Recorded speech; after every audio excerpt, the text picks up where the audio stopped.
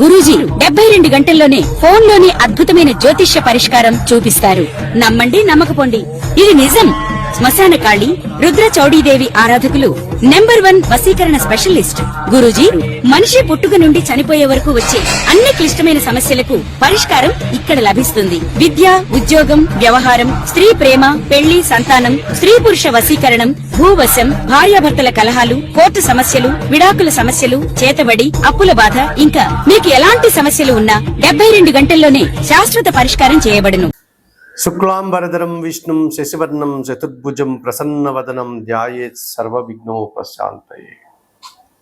సర్వమంగళ మాంగళ్యే శివే సర్వార్థ సాధకే శరణ్యే త్రయంబకే దేవి నారాయణే నమోస్తుతే.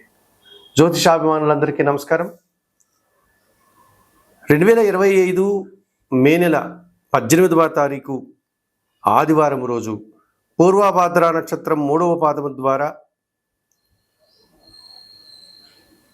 మీనరాశి నుండి రాహువు సాయంత్రం 5 గంటల ప్రాంతంలో కుంభరాశిలోనికి ప్రవేశిస్తున్నాడు. అదే రోజు అదే సమయానికి కేతువు కూడా ఉత్తర నక్షత్రం 1వ పాదము ద్వారా కన్యా రాశి నుండి సింహరాశిలోనికి సాయంత్రం 5 గంటలకు ప్రవేశిస్తున్నాడు. అదే ఆదివారం రోజు. ఈ రకంగా మే 18 సాయంత్రం 5 గంటలకు రాహు మీనరాశి నుంచి కుంభరాశిలోనికి, కేతువు కన్యా రాశి నుంచి సింహరాశిలోనికి ప్రవేశించడం వల్ల రాహుకేతువులు ఇద్దరూ కూడా తమ యొక్క మార్పును ప్రారంభించడం వల్ల ఈ 12 రాశుల మీద వీటి ప్రభావం ఎలా ఉంటుంది? సహజంగానే మనము ఈ ఛాయాగ్రహాలైనటువంటి రాహుకేతువుల గురించి మనం మాట్లాడుకున్నప్పుడు ఇవి ఒక్కొక్క రాశిలో 18 నెలల పాటు అనగా 1.5 సంవత్సర కాలం తమ యొక్క ప్రయాణాన్ని కొనసాగిస్తాయి. శని భగవానుడు ఎలాగైతే 2.5 సంవత్సరం ఒక్కొక్క రాశిలో ప్రవేశించే సంచారాన్ని కొనసాగిస్తాడో, గురువు ఎలాగైతే సంవత్సర కాలం తన సంచారాన్ని ఒక్కొక్క రాశిలో కొనసాగిస్తాడు, ఈ రాహుకేతువులు మాత్రం ఈ మే 18 నుంచి 18 నెలలు అనగా 1.5 సంవత్సర కాలం రాహువు కుంభరాశిలో, కేతువు సింహరాశిలో తమ యొక్క సంచారాన్ని కొనసాగిస్తారు. సహజంగా రాహువు గురించి మనం మాట్లాడుకున్నప్పుడు ఒక పొగ వంటి ఆకారం, భయంకర రూపం, నల్లని శరీరం, వాత ప్రవృత్తి కలిగినటువంటి స్వభావం, వన సంచారం, అతిధైర్యం, సాహసం, పదవి వ్యామోహం, జూదం, గ్యాంబ్లింగు, దురాశ, అత్యాశ, అన్య భాషాభిమానం, అన్య దేశాభిమానం,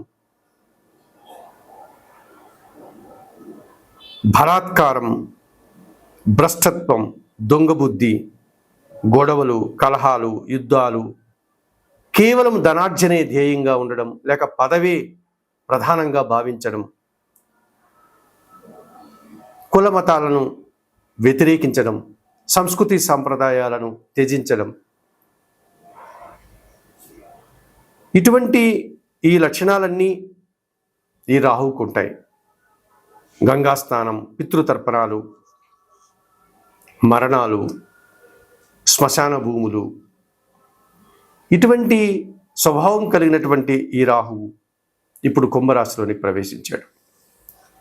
ఇక కేతువు ఇంచుమించుగా రాహువు లక్షణాలు అన్నీ కలిగి ఉండి వాటితో పాటు వైరాగ్యం, మంత్రజపం, అనుష్ఠానం, వేదాంతం, దైవజ్ఞానం, నిరాడంబరత, దీక్షలు, వ్రతాలు, పూజలు, తీర్థయాత్రలు, భిక్షాటన, తంత్ర విద్యలు, సన్యాసం, దేశాటన, తీర్థయాత్రలు, సంసారానికి దూరంగా ఉండడం, నపుంసక లక్షణాలు, సన్యాసి లక్షణాలు, ఇవన్నీ కూడా కలిగి ఉంటాడు ఈ కేతు. మరి ఇటువంటి కేతు ఇప్పుడు సింహరాశిలో 18 నెలల పాటు ఆయన ప్రయాణాన్ని కొనసాగిస్తున్నాడు. అందుకే మన వాళ్ళు వైదిక సాంప్రదాయాన్ని అనుసరించేటువంటి జ్యోతిష్ శాస్త్రంలో ఒక సర్పాన్ని గన శరీర మధ్యంలో ఖండిస్తే తల, సర్పం సగభాగం రాహువు అయితే తోక సర్పం సగభాగం కేతువు అని చెప్తారు. ఇదన్నీ కూడా ఒక సింబాలిక్గా, ఒక ప్రతీకగా మన పెద్దవాళ్ళు మనకు చెప్పడం జరిగింది. అటువంటి ఈ రాహుకేతువులు ఇప్పుడు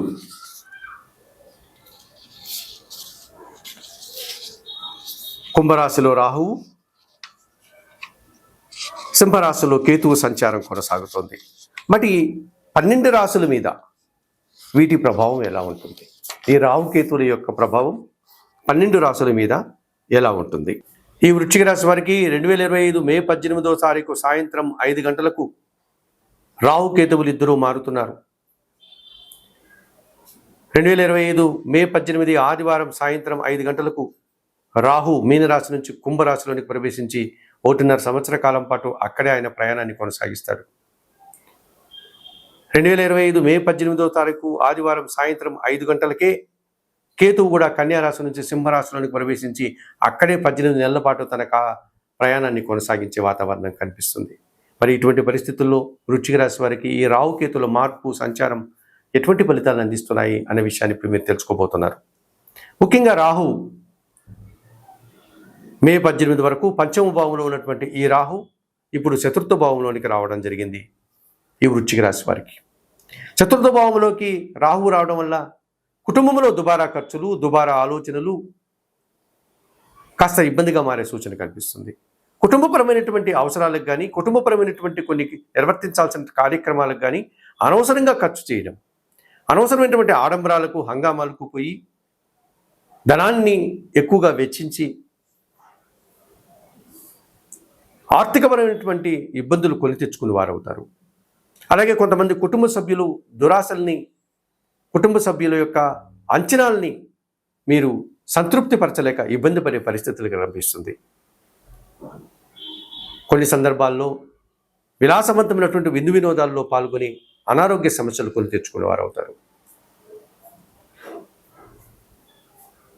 కొన్ని సందర్భాల్లో అనవసరమైనటువంటి విషయాలకు సమయాన్ని, ధనాన్ని, మీ తెలివితేటల్ని వెచ్చించి వృధా చేసుకునేవారు అవుతారు.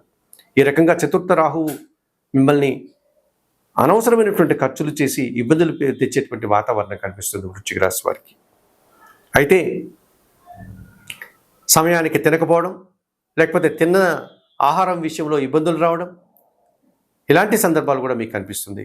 సో విందు వినోదాల్లో పాల్గొనేటప్పుడు 1-2 సార్లు ఆలోచించి ఎటువంటి ఆహారాన్ని తీసుకోవాలి, తీసుకోకూడదు అని మీరు తర్కించుకుని ముందుకు వెళ్లాల్సిన వాతావరణం వృశ్చిక రాశి వారికి ఉంటుంది. అలాగే ఈ వృశ్చిక రాశి వారికి దశమ భావంలో సింహరాశిలో కేతు సంచారం 100కు 100% సుఫలితాలను అందిస్తుంది. వృత్తి, ఉద్యోగ, వ్యాపారాల్లో మీ నిరాడంబరత, మీ నిజాయితీ, మీ త్రికరణ శుద్ధిగా పనిచేసేటువంటి బాధ్యతాయుతమైనటువంటి మీ ప్రవర్తన మంచి ఫలితాలను అందిస్తుంది. పెద్దల యొక్క అభినందనలు అందుకోగలుగుతారు,